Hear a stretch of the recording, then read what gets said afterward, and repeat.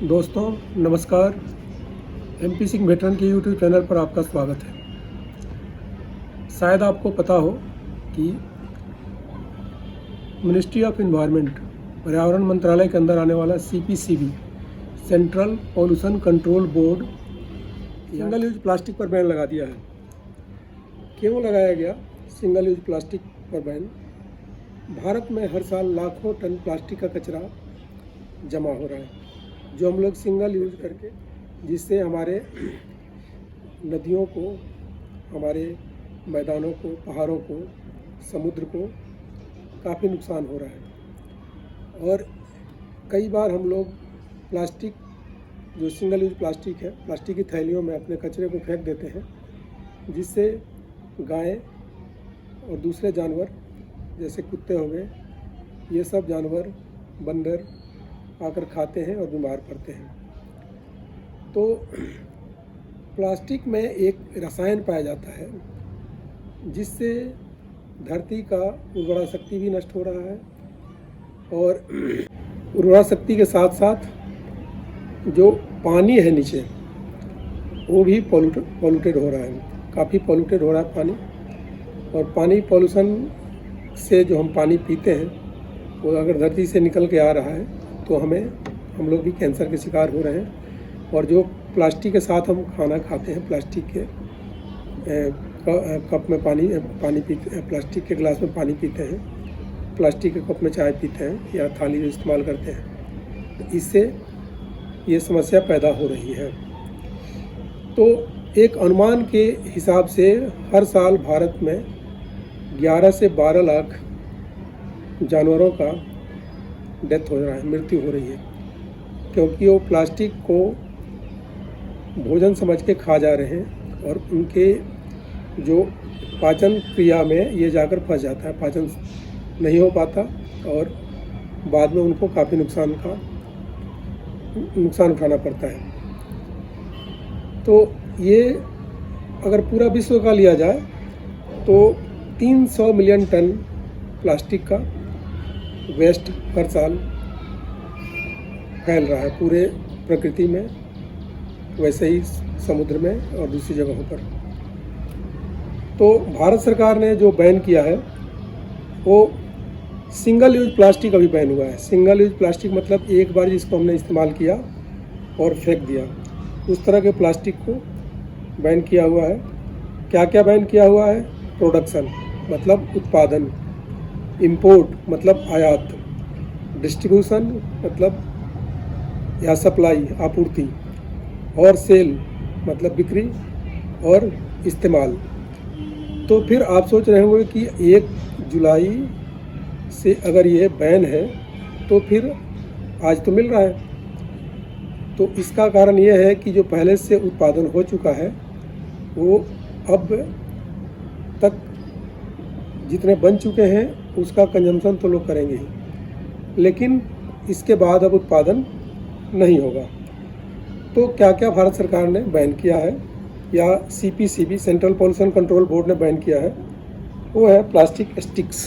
Plastic sticks में आपको अगर आता है जैसे ईयरबड्स है, इसको इस्तेमाल किया हमने, इसको फेंक दिया। उसके बाद जैसे आता है आपको बैलून, जिसमें बांधते हैं, बैलून बांधा, बच्चे खेला, उसको फिर हम लोग फेंक दिया, फूट गया तो। उसके बाद आइसक्रीम स्टिक, आइसक्रीम खाया, इसको फेंक दिया।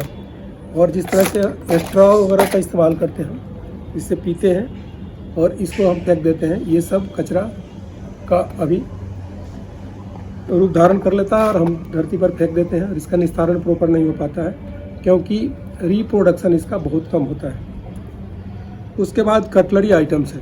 कटलरी आइटम्स में जैसे हो गया ये कप हो गए, ये चम्मच हो गए, ये फॉर्क हो गया, और इसी तरह से ये प्लास्टिक की बड़ी थाली होती है, छोटी थाली भी है, ये सिंगल यूज पैक किया हुआ जो होटलों से सप्लाई होता है, इस तरह का ये होता है। और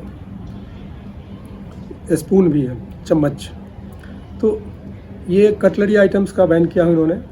उसके बाद पैकेजिंग के लिए जैसे कि रैपिंग आइटम होता है जो रैप करते हैं, जैसे इस तरह का जो गुटखा आता है या ग्रीन टी आता है, ये भुजिया आता है, इसकी जो मटेरियल है इसका उत्पादन बंद करेंगे अभी। उसके बाद मिठाई पर जो डब्बे लपेट देते हैं उसको भी बैन किया जाएगा। उसके बाद आपने देखा होगा थर्मोकोल का कप ग्लास जिसमें आप कॉफ़ी वगैरह पीते हैं, इस पर भी बैन किया हुआ है। और साथ साथ जो पानी की बोतल होगी वो भी बैन किया हुआ है। उत्पादन अब आज से बंद हो गया है उसका। उसके बाद इन्होंने प्लास्टिक का पीवीसी बैनर और कैरी बैग्स वगैरह बैन किया है। कैरी बैग्स मतलब जैसे ये है कैरी बैग, इसमें कुछ भी आप बाज़ार से सामान खरीदते हैं आपको मिलता है। ये है जो बड़ा सा खुल जाता है, इसमें हम लोग अपना कचरा डाल के फेंकते हैं। और ये है जो कोई आइटम पैक करके जिसमें आता है, तो इस सब का भी बैन किया हुआ है। तो अब प्रश्न उठता है कि अगर ये बैन होंगे तो बहुत लोगों की नौकरी भी इसमें जाएगी, तो इसका क्या सॉल्यूशन है? इसका सॉल्यूशन है कि ये जो कंपनियां प्रोडक्ट बनाती हैं ये शिफ्ट करेंगी दूसरी तरफ। सिंगल यूज के बदले जो ड्यूरेबल यूज में आ रहा प्लास्टिक उसकी तरफ शिफ्ट करेंगी, जैसे कंघी हो गया, टूथब्रश हो गया या दूसरे जो कंटेनर्स हो गए, उस पर प्रतिबंध नहीं लगा हुआ है। ये सिंगल यूज पर ही लगा हुआ है अभी प्रतिबंध। और अगर किसी का इसमें जा भी रहा है जॉब, तो किसी को फ़ायदा भी होगा।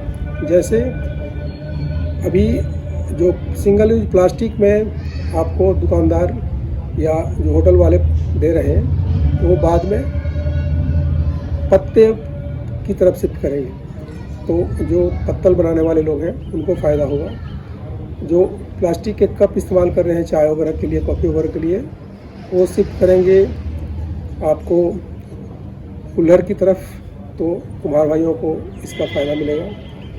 और वैसे ही जब कैरी बैग्स बंद होंगे तो हम क्या करेंगे, बाज़ार जाएंगे तो एक थैले के साथ छोटी छोटी थैलियाँ भी लेके जाएंगे।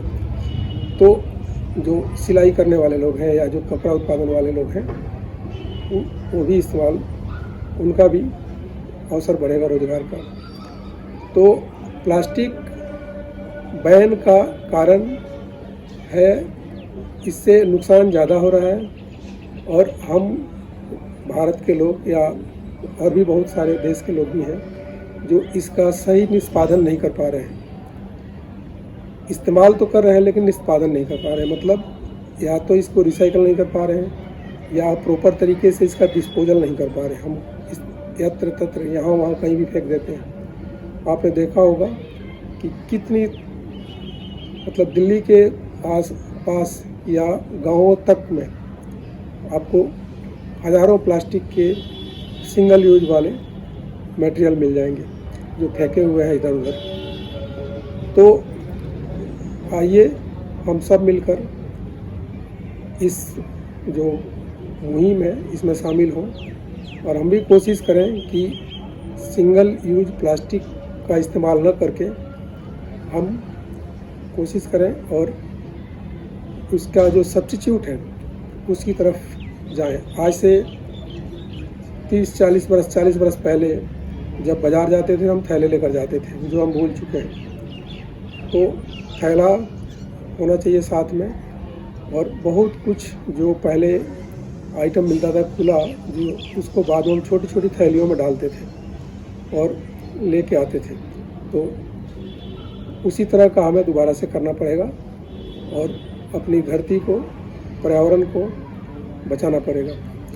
हर साल केवल जानवर नहीं, कछुए और मछलियाँ भी प्लास्टिक खा के बहुत मर रही हैं। कितनी गायें मर जाती हैं और कितने दूसरे जानवर जो ये समझ के हम ही उसके जिम्मेदार हैं। हम प्लास्टिक की थैलियों में सब्जी के छिलके या वेस्ट फूड जो बचा हुआ भोजन है उसको फेंक देते हैं, और वो गाय या जो दूसरे जानवर हैं, भैंस या जो बंदर हैं या कुत्ते हैं आवारा, वो जा कर के उनको खाते हैं और उनका डेथ हो जाता है। तो आइए इस मुहिम में हम भी साथ दें और भारत को प्लास्टिक के कचरे से मुक्त बनाएं। धन्यवाद।